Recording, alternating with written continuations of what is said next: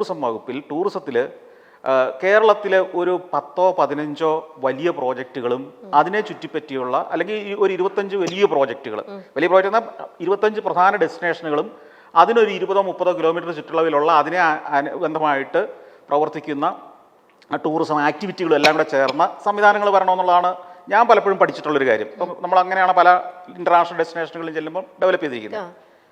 പക്ഷേ പ്രശ്നം എന്താണെന്നറിയോ, ഇവിടെ അതിനുവേണ്ടി നമുക്കൊരു പണം മാറ്റി വെക്കുന്നതിന് പകരം ഇതുവരെ ചെയ്തതെല്ലാം ഓരോ നിയോജകമണ്ഡലത്തിലും ഓരോ ചെറിയ കാര്യങ്ങൾക്കും വേണ്ടി സർക്കാർ പണം മുടക്കുകയും അതൊന്നും ടൂറിസത്തിൽ ഒരു തരത്തിലും പ്രയോജനപ്പെടാതെ പോവുകയും ചെയ്യുന്ന രീതിയിലാണ്. കാരണം എന്തുകൊണ്ടാണ്, ഓരോ MLAയ്ക്കും ആഗ്രഹം സ്വന്തം നിയോജകമണ്ഡലമാണ് ലോകത്തിലെ ഏറ്റവും സുന്ദരമായ സ്ഥലമെന്നും അവിടേക്ക് ടൂറിസ്റ്റുകൾ ഒഴുകുമെന്നും ഒക്കെയാണ്. കാരണം അവിടെ ഈ ലോകാത്ഭുതങ്ങളൊന്നും ഉണ്ടാവില്ല അവിടെ, അല്ലെങ്കിൽ അവിടെ അതിനുള്ള കപ്പാസിറ്റി ഉണ്ടാവില്ല. പക്ഷേ അവിടെ ചെറിയ കയ്യാലപ്പുറത്തുനിന്ന് വെള്ളം ചാടുന്നതൊക്കെ വെള്ളച്ചാട്ടമാണെന്നും അതൊക്കെ നയാഗ്ര ഫോൾസുമായിട്ട് നാളെ മത്സരിക്കാൻ പോകുകയാണെന്നൊക്കെ അദ്ദേഹം ചിന്തിക്കുന്നത് തെറ്റില്ല. പക്ഷേ അതിനുവേണ്ടി കാശ് മുടക്കുമ്പോൾ സംസ്ഥാനത്തിൻ്റെ മൊത്തത്തിലുള്ള ടൂറിസം വികസനം പോലുള്ള കാര്യങ്ങൾക്ക് പൈസ മുടക്കില്ല. അപ്പം ഇങ്ങനെ കോംപ്ലക്സ് ആയി കിടക്കുക സിസ്റ്റം.